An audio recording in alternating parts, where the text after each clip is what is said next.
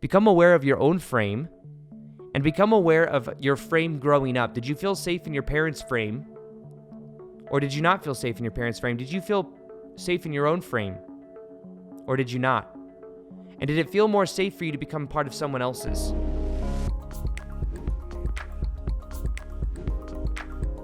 Having a magnetic frame means that reality literally molds to your own energy.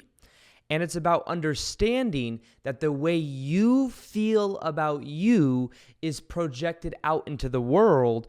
Other people are responding to you based on the energy you're putting out. But if you're putting out what is called a weak frame, then what happens is you end up falling into everyone else's frame.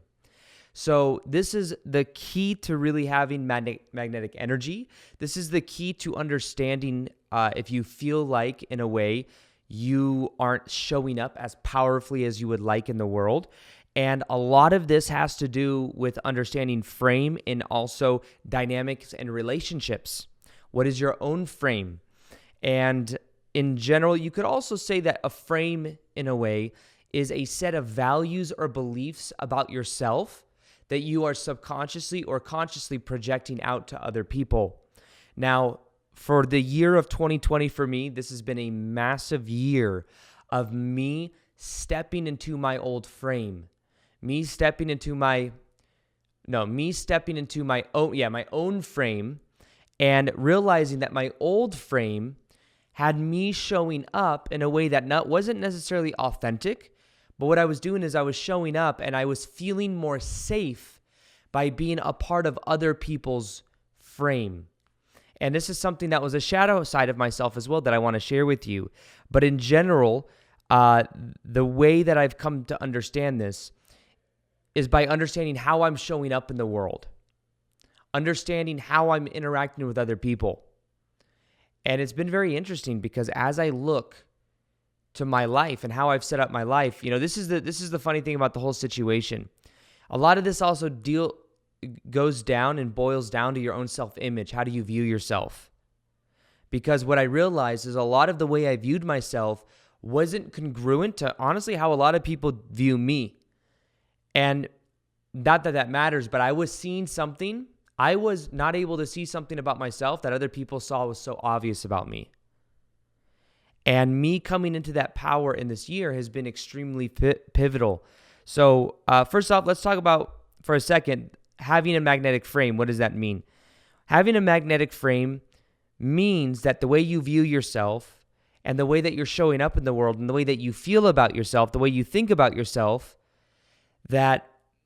that's in a high standard or in a high light. Not better than other people necessarily. It's not like a comparison thing, but it means that you have a lot of self-worth there. But not just that, there's a aspect of your own magnetic frame as well where you're not attached to outcome. When I look at myself at the beginning of this year, when I talk about dating or something like that, I was moving out of a relationship. I could see that there were this old pattern that I had inside of myself where I was like dependent on outcome. And the more I've done my own shadow work, the more I've gone within myself, the less attached to outcome I've become. The more I've just felt good about who I am and not cared what really happens as a result of my own actions, or whether that's dating or whether that's just in life in general. And as I've let go of outcome, it's very interesting because then it's almost like my energy is more freedom giving. It's in a way more pure or more authentic. And then funny enough, it's like people find that more attractive. So if we're attached to outcome, what that means is my frame is dependent on your energy. So if you go on a date with somebody, for example, and you guys are going out and you are caring what they think about you and you're wanting their validation, you're wanting them to affirm or laugh at your jokes, then what that means is it means, in a way, my frame is sort of weak. And if you were to give me something, see, that's the thing as well. That frame is saying, please give me something. If you give me something, then I will feel worthy, whole, and complete. But if you're unattached and you don't care what someone else thinks and you're in abundance because you realize there's so many people out there in the world, but you feel so good about yourself, you're just being yourself authentically, then what you'll find is that then your energy is more magnetic anyways, but you're also more free to be yourself. It's funny because in dating, they say like the key is to be yourself. But sometimes people are asking, well, who is myself? Am I this awkward person? No. It's just that the awkwardness, a lot of times, if someone feels awkward, it's because they have these filters about who they can or can't be in reality, and therefore their frame that they are projecting out is like a filtered through frame that's not allowing you to be authentic. So when we talk about, here's another thing though I want to mention about frame control. We talk about control, that's a lot of times used in psychology. Whoever has the more dominant frame is like controlling the conversation.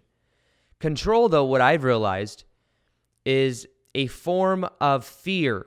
If we need to control things in our life, it means we fear the unknown. It means we fear the outcome of things without us as an ego controlling things, which in a way takes a lot of the magic out of love. Because imagine if you're trying to control some type of love relationship. Wow, that's a big bird. We have this huge bird that just landed on top of this tree outside. It's huge. But yeah, anyways. Frame control, though, and just in general with this process, if we're trying, like love and intimacy, you can't really control that. If you're trying to control someone else, that one comes off as a form of manipulation. But also, it's like almost like you fear they're not going to love you. You fear it's not going to happen the way you want. And because of that fear, you're projecting that energy out, and it comes off as probably insecurity to the person. Because remember, people feel what you feel. And energy is magnetic.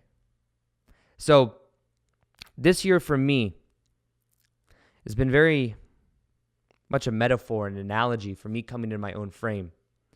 I've had this epiphany maybe 3 or 4 times this year.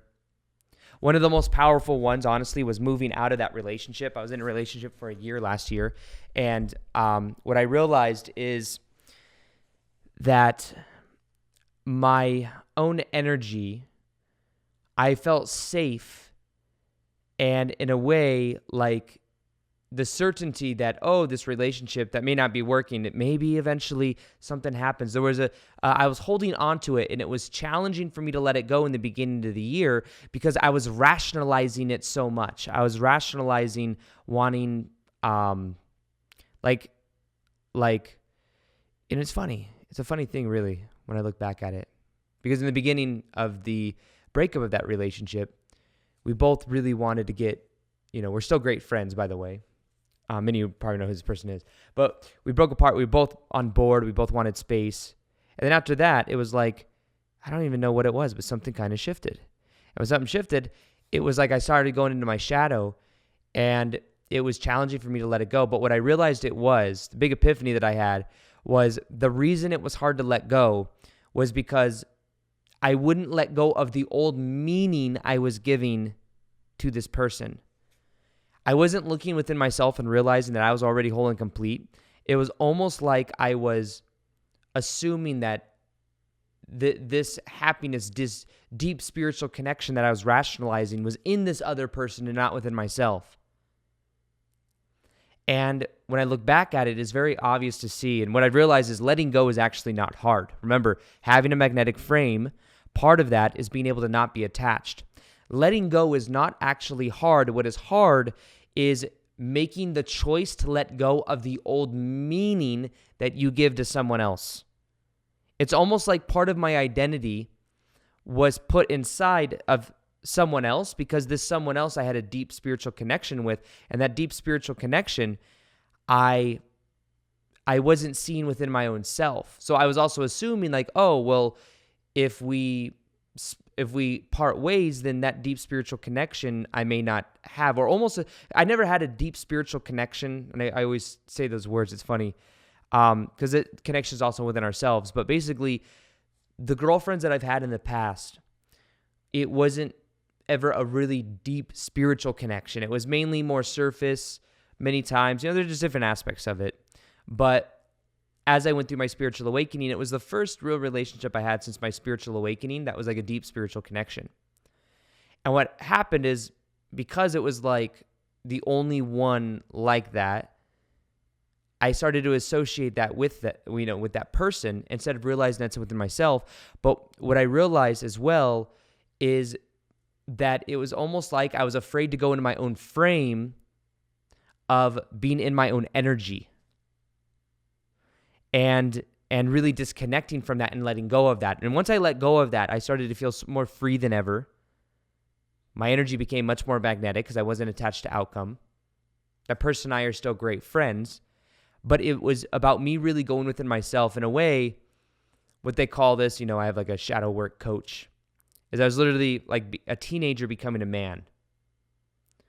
And having my own sense of gravity, I realized that even in relationship, I was kind of molding my frame to make other people happy, whether that's friendships or even that love relationship. I was like, oh, well, we could do this, or with some level of anxious attachment, I believe, that stemmed from childhood for sure, and a sense of not feeling worthy. If you want more information on that, I have a whole series on anxious and avoidant attachment styles. And once I became aware of that, so much of my life changed because I started to really let go. The other big epiphany for me in the relationship sector when it comes to frame control was huge epiphany. I realized that by me trying to control the way somebody else responded to me, I was literally robbing them of making the choice to choose me. Does that make sense? So if you want someone to text you or to respond to you in a certain way, and you are trying to get them to do that energetically, you're in a way hijacking their energy and trying to manipulate them. And what happens is people are very intuitive and they can feel when you want something from someone else. So what happens is they end up putting up a wall. They end up putting up an energetic block, and they won't give you what you want because energetically they can feel that manipulation. It's an energetic thing. So if you were to want a compliment from somebody else, and you just bought this new shirt, and you go out into public and you're waiting for people to give you a compliment, many times people will not give you that compliment because they can almost feel that resistance within your own energy, and it like blocks them from seeing it. And you're trying to manipulate them, and maybe they can feel that. So if you want to learn more about your frame, having a magnetic frame, how to be more unattached, how to create boundaries, how to really do the shadow work to let go of trying to be safe in other people's frame, there's the whole entire podcast episodes on the Aaron Doughty second channel. You can click here, watch the rest of that episode. Also, I post videos or episodes twice a week on iTunes and Spotify on the Into the Vortex with Aaron Doughty podcast channel. There's a backlog of over 100 episodes, so there's plenty there. You can go on a binge if you like. You can click that in the top of the description box below. Other than that, I hope you guys enjoyed this video, and I'll see you on the next one. Peace, much love, and namaste.